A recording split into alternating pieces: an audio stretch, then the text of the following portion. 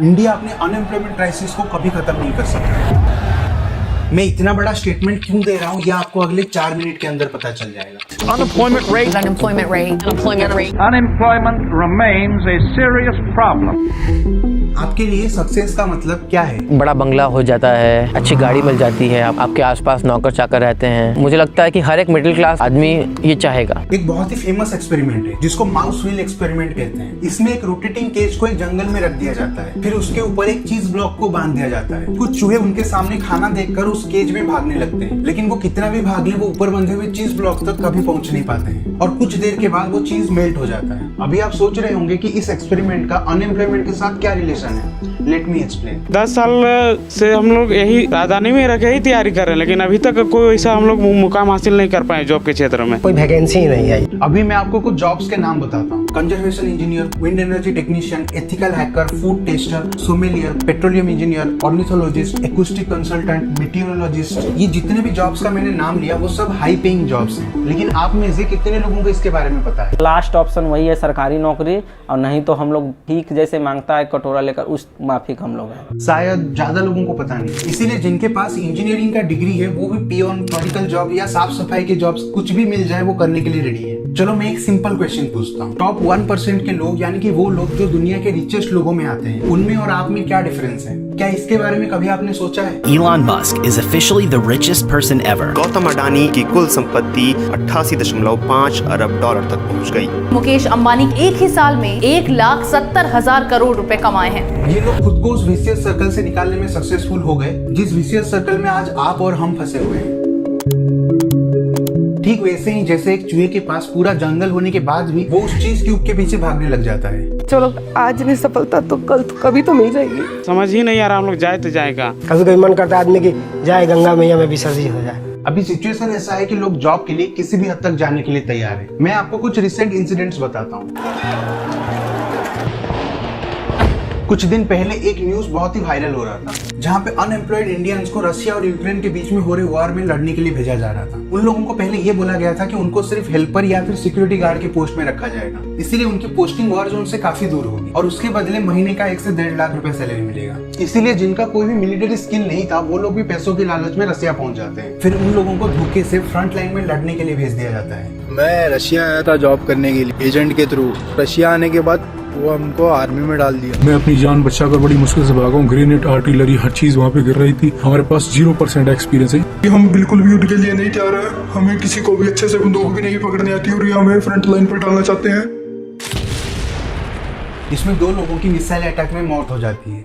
उनमें से एक थे गुजरात की हेमल अश्विन भाई और दूसरे थे कर्नाटक के मोहम्मद असफान। ऐसे ही एक और इंसिडेंट है जहाँ पे काफी सारे इंडियंस इजराइल पहुंच जाते हैं प्लम्बिंग, लेबर और इलेक्ट्रिशियन जैसे ब्लू कलर जॉब्स के लिए, ये जानते हुए कि इजराइल और पैलेस्टाइन के बीच में वॉर हो रहा है। अभी ये लोग इतना डेंजरस स्टेप चूज करके फॉरेन कंट्री में क्यों जा रहे हैं जिसमें उनकी जान भी जा सकती है? इसीलिए हमारे इंडिया में जॉब का सिचुएशन क्या है वो समझते हैं। ये कानपुर रेलवे स्टेशन है। यहाँ पे जो आप भीड़ देख रहे हैं ये सब यूपी के पुलिस कांस्टेबल पोस्ट के लिए अप्लाई किए हुए थे। लगभग 50 लाख लोगों ने इस जॉब के लिए अप्लाई किया था, लेकिन वैकेंसी था सिर्फ 60,000 पोस्ट का। वैसे ही पुणे में एक जॉब इंटरव्यू के लिए 3,000 लोग पहुंच गए थे और पोस्ट था जूनियर डेवलपर का। सिमिलर सिचुएशन इंडिया में हर जगह नोटिस किया जा रहा है। और दूसरी तरफ जिन लोगों के पास जॉब है इस हाइपर कॉम्पिटिटिव एनवायरनमेंट में वो कितना दिन अपना जॉब बचा सकते हैं उसका कोई गारंटी नहीं है। अगर आपको इन सब से डर नहीं लग रहा है तो मैं आपको एक और फैक्ट बताता हूँ। लास्ट ईयर आरबीआई ने कहा था कि इंडिया दुनिया का 5th लार्जेस्ट इकोनॉमी बन चुका है और बड़े बड़े इकोनॉमिस्ट ये दावा कर रहे हैं कि 2030 तक इंडिया दुनिया का 3rd लार्जेस्ट इकोनॉमी बन सकता है। India will be the 3rd largest economy soon. क्या नाम है तेरा? देश प्रेमी। देश प्रेमी नाम है। खाना वाना हो जाता है रोज? होता है, कभी कभी होता है, कभी नहीं होता। कितने टाइम खाते हो दिन में? दिन में हो गए, कभी कभी मिला तो मिला, नहीं तो ऐसा हो भी रहा है। मतलब दिन में खाना नहीं भी मिला ऐसा भी हो जाता है? धीकू मांग के कभी कभी खाते हैं तो खाते हैं, ना तो मांग के खाते हैं। सच ये है कि किसी भी रिचेस्ट पर्सन और आपके बीच में बहुत बड़ा गैप है जिसको कहते हैं द वेल्थ गैप, और ये गैप हर साल बढ़ते ही जा रहा है। अभी इसका भी बहुत सारे सॉल्यूशंस हैं, लेकिन उससे पहले इसका रूट कॉज क्या है वो समझते हैं। अगर आपको अभी तक वीडियो अच्छा लग रहा है तो please subscribe.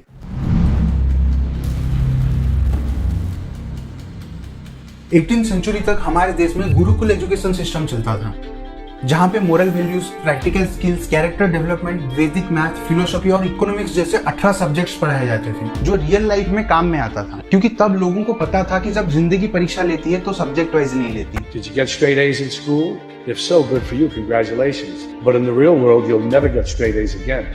There are ups and there are downs. Gurukul education system में लोगों को हर चीज से सवाल करना सिखाया जाता था, क्योंकि सवाल करने से क्रिटिकल थिंकिंग बढ़ती है। इसे आप हमारे पुराणों में भी देख सकते हैं। मैं आपको महाभारत का एग्जांपल देता हूँ। श्री कृष्ण भगवान होने के बाद भी जब वो अर्जुन को अपने भाइयों से लड़ने के लिए कहते हैं तो अर्जुन उनसे काफी सारे सवाल पूछते हैं। अर्जुन के वही सब सवालों से आज भगवत गीता बना है। लेकिन आज हम सवाल पूछने से डरते हैं, क्योंकि अगर किसी टीचर को बुरा लग गया तो वो पनिशमेंट के नाम पे मारने पीटने लगेंगे, और मोस्ट ऑफ द पेरेंट्स को इससे कोई प्रॉब्लम भी नहीं है। इसीलिए हम सवाल पूछना ही भूल चुके हैं, चाहे वो अपने पेरेंट्स हो या फिर teachers. You don't need college to learn stuff. You're basically downloading data and algorithms into your brain. It's actually amazingly bad. एक रोबोट की तरह हमारे दिमाग में ये भरा जाता है कि एक एवरेज इंसान का इस दुनिया में कोई वैल्यू नहीं है, इसीलिए तुमको सबसे बेस्ट बनना पड़ेगा। और ये बेस्ट का मतलब है आपको हर एक सब्जेक्ट में बेस्ट बनना पड़ेगा। अगर आप मैथ्स और फिजिक्स में अच्छे मार्क्स लाते हैं और किसी एक सब्जेक्ट में फेल हो गए तो आपके ऊपर फेल्योर का स्टाम्प लग जाएगा।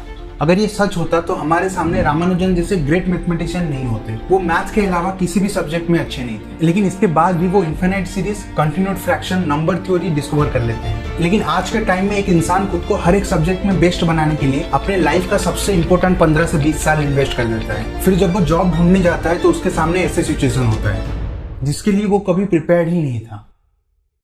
Go to school, get a job, buy a house, buy a car. Most people are brainwashed when it comes to money. क्या होता अगर हमारे स्कूल में ये सिखाया जाता कि डिजिटल मार्केटिंग क्या होता है, पब्लिक स्पीकिंग कैसे की जाती है, या फिर film making, script writing, how to start a company, leadership skills, how to invest your money wisely, how to grow your money, ये सब सिखाया जाता। आप खुद सोच कर देखिए कि इसमें से कितने सारे चीजें जो रियल लाइफ में काम में आ सकता है। हम सबको पैसा कमाना है, लेकिन हम में से कितने लोगों को पता है कि पैसों को ग्रो कैसे करते हैं। क्या होता अगर हमें बैटल ऑफ पानीपत, हल्दीघाटी युद्ध, वर्ल्ड वॉर के साथ साथ अमेजन, एयरबीएनबी, IBM, एप्पल, इन सब का बिजनेस मॉडल पढ़ाया जाता। क्या होता अगर बचपन से ही हमारे स्किल को इम्प्रूव करने के लिए वर्कशॉप क्रिएट किया गया होता। क्या होता अगर हमारे पास अपने स्किल के हिसाब से सब्जेक्ट चूज करने का ऑप्शन होता। मैंने पहले जिन हाई पेइंग जॉब्स का नाम बताया था वैसे ही और भी बहुत सारे जॉब्स हैं, लेकिन हमें उनके बारे में तब पता चलता है जब हम डॉक्टर, इंजीनियर या फिर MBA क्रैक नहीं कर पाते। फिर हमें कहीं से पता चलता है कि एक्यूस्टिक कंसल्टेंट करके कोई जॉब है जिसमें उतना कंपटीशन नहीं है और इसका एनुअल सैलरी 30 लाख से भी ऊपर है। अभी आप सर्च करने लग जाते हैं कि जल्दी से अगर कोई कोर्स हो जाए तो बेटर होगा, क्योंकि आप अपने लाइफ का 20 साल ऑलरेडी बर्बाद कर चुके हैं। अगर ऐसे सिचुएशन में किसी को जॉब मिल भी जाती है तो अभी उसका सामना ऐसे लोगों से होगा जो ऑलरेडी बहुत ही एक्सपीरियंस्ड होंगे या फिर उससे ज्यादा टैलेंटेड होंगे, और इस तरह एक इंसान फिर से उस माउस व्हील में फंस जाता है जिससे वो निकलने की कोशिश कर रहा था।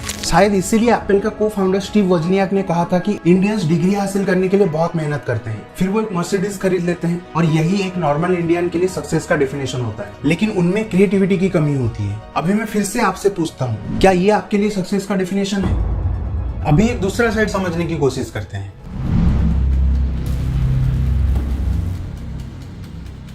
अगर आप कोई अनकन्वेंशनल जॉब चूज करने की कोशिश करते हैं और अपने पेरेंट्स को जाकर बताते हैं कि आपको फूड टेस्टर बनना है, तो आपको सुनने में मिलेगा फिल्म देख कर आए हो, ड्रामा कर रहे हो, या फिर ये कहेंगे कि ये कोई जॉब होता है, फूड टेस्ट करके कितना कमा लेगा। अरे हंसेंगे लोग।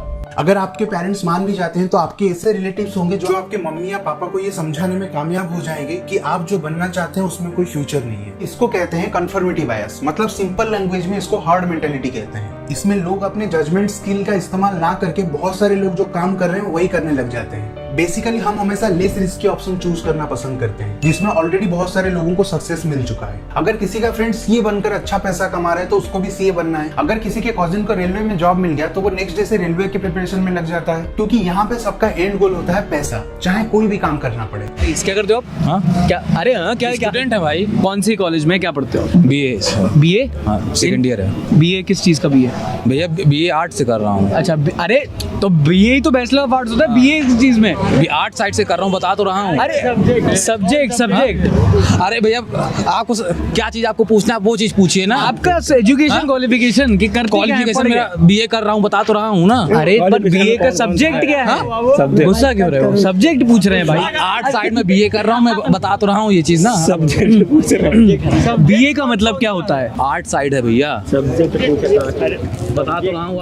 इसलिए आज हालत ये है कि 35% बीटेक ग्रेजुएट्स काम करने के लिए फिट नहीं है, वही 30% एमबीए स्टूडेंट्स काम करने के लिए अनफिट है। 60% आईटीआई स्टूडेंट्स के पास डिग्री है बट काम करने के लिए अनफिट है, और more than 75% polytechnic students unemployable हैं। और सारे ग्रेजुएट्स का अगर एक एवरेज निकाला जाए तो सिर्फ 46% इंडियन ग्रेजुएट्स ही एम्प्लॉयबल हैं। यहाँ पे 3 इडियट्स का वो डायलॉग बिल्कुल फिट बैठता है। सक्सेस के पीछे मत भागो, एक्सेलेंस का पीछा करो।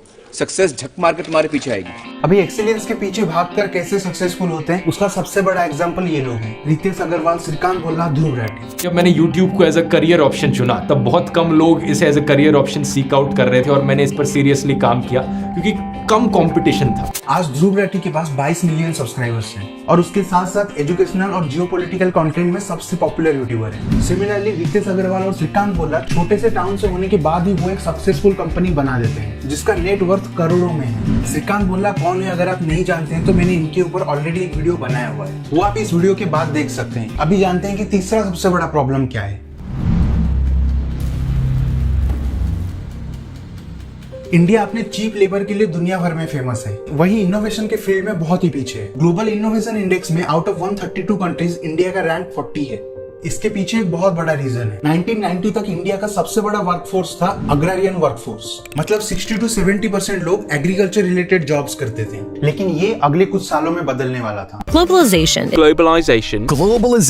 1991 में इंडिया बाहर की कंपनीज को हमारे देश में बिजनेस करने के लिए इन्वाइट करता है। उससे हमारे देश की इकोनॉमी में सुधार आया, जिसकी वजह से एम्प्लॉइज के सैलरीज भी बढ़ने लगे। बट इसके जो बेनिफिट्स हैं वो बड़े बड़े सिटीज तक ही लिमिटेड रह गए। आज के वक्त सबके पास रिक्वायर्ड इंडस्ट्री स्किल्स नहीं है, और ये स्किल सीखने के लिए लोग जिस कॉलेज में जाते हैं वहाँ पे टीचर्स के पास भी सफिशिएंट टेक्निकल नॉलेज नहीं होता है। इसीलिए स्टूडेंट्स को प्रैक्टिकल नॉलेज से ज्यादा थ्योरेटिकल नॉलेज सिखाने में ज्यादा फोकस किया जाता है। करंट इंडस्ट्री नीड्स के हिसाब से वोकेशनल और टेक्निकल ट्रेनिंग प्रोग्राम्स नहीं होते हैं। इसी एजुकेशनल मिसमैच की वजह से एम्प्लॉइज के स्किल और इंडस्ट्रियल नीड में बहुत बड़ा गैप देखने मिल रहा है। इसे स्किल गैप कहते हैं। अभी इसका मैं एक रियल लाइफ एग्जांपल देता हूँ। मेरा एक फ्रेंड है जो कंप्यूटर साइंस पढ़ रहा था। वो और उसके ग्रुप मिलकर डिसाइड करते हैं कि वो फाइनल ईयर प्रोजेक्ट में टेंसरफ्लो लाइट यूज करके एक एंड्रॉइड ऐप बनाएंगे। जब वो ये आइडिया लेकर टीचर्स के पास गए, उनके टीचर्स को ये प्रोजेक्ट समझ में ही नहीं आया। अरे कहना क्या चाहते हो? इसीलिए उनके प्रोजेक्ट के लिए उनको कोई मेंटोर नहीं मिला। बाद में जब वो लोग अपने प्रोजेक्ट को प्रेजेंट करते हैं तो उनको बी ग्रेड मिलता है। और आयरनी की बात यह है कि बाकी के ग्रुप्स जो प्रोजेक्ट को मार्केट से खरीद के प्रेजेंट किए थे उनको ओ ग्रेड मिल जाता है। कराटे किड मूवी में एक बहुत ही अच्छा डायलॉग है, no such thing bad student, only bad teacher. इसका मतलब एक अनसक्सेसफुल स्टूडेंट के पीछे टीचर का सबसे बड़ा रोल होता है। अभी आप सोचकर देखिए कि इंडिया में ग्लोबलाइजेशन आए हुए 30 साल से ऊपर हो चुका है, लेकिन आज तक हम उसको पूरी तरह से अडेप्ट नहीं कर पाए हैं। तो अभी जो मैसिव अमाउंट में डिजिटल ट्रांसफॉर्मेशन हो रहा है और एआई का पावर हम हर सेक्टर में फील कर रहे हैं, इसे हम कब तक अडेप्ट करेंगे? अभी इन सारे प्रॉब्लम्स का सॉल्यूशन भी है। आपने नोटिस किया होगा कि मैंने इस पूरी वीडियो में हमारे सरकार के ऊपर कुछ भी नहीं बोला है।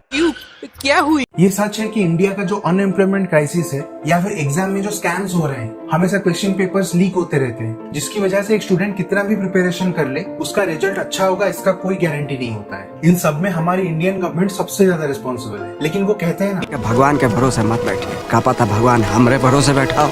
अभी हमारी सरकार कब सब कुछ ठीक करेगी किसी को भी नहीं पता। इसलिए हम खुद के ऊपर क्या इंप्रूवमेंट कर सकते हैं उसके ऊपर फोकस करते हैं। सबसे पहला और इफेक्टिव सोल्यूशन है अल्टरनेट एजुकेशन। ये अल्टरनेट एजुकेशन कितना इफेक्टिव है अगर मैं उसको एक्सप्लेन करने लगूंगा तो ये वीडियो और भी लंबा हो जाएगा। मैंने खुद भी अल्टरनेट एजुकेशन लिया था और इसी की वजह से मेरा एक सेकंड सेटअप स्किल डेवलप हो पाया। मेरा वही अल्टरनेट स्किल की वजह से आज मैं एक कंपनी में एम्प्लॉयड हूँ। ऐसे काफी सारे लोग हैं जो ऑनलाइन प्लेटफॉर्म से coding, machine learning, digital marketing या फिर साइबर सिक्योरिटी जैसे कोर्स करके बड़े बड़े कंपनीज में प्लेस्ड है। यूट्यूब जैसे फ्री प्लेटफॉर्म से लोग डिजाइनिंग, 3D सॉफ्टवेयर सीख कर आज फॉरेन कंपनीज में बेटर सैलरी के साथ काम कर रहे हैं। इसीलिए आप जिस भी स्ट्रीम से पढ़ाई कर रहे हैं उसके साथ एक अल्टरनेट एजुकेशन ऐड कर सकते हैं। अगर आप अफोर्ड कर सकते हैं तो आप ऐसे कॉलेज में एडमिशन लीजिए जो अल्टरनेट एजुकेशन प्रोवाइड करता हो। दूसरा सोल्यूशन है bridging the skills gap. Skills दो तरह के होते हैं, हार्ड स्किल और soft skill.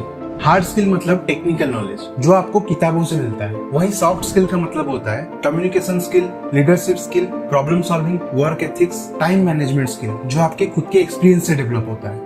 It's not enough if you are good in technology. You have acquired the graduation, certificate is there, but is that all enough? No. Soft skill is required. Why? Today we talk about globalization. You have clients all over the world. You should know how to communicate with them. You communicate with your colleagues. You communicate to your manager.